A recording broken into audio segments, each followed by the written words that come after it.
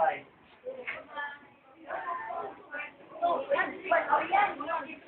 Okay, hold lang ang paper. I-hold lang sa inyo. Okay, ang 2 na numbers dito side. Ang 1 na numbers dito side.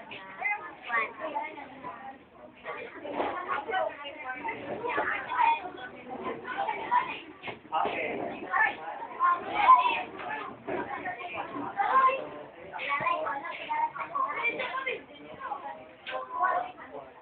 Dali mo sa group 2. Ang group 1 na 1 mo na number. Okay, sa group 1.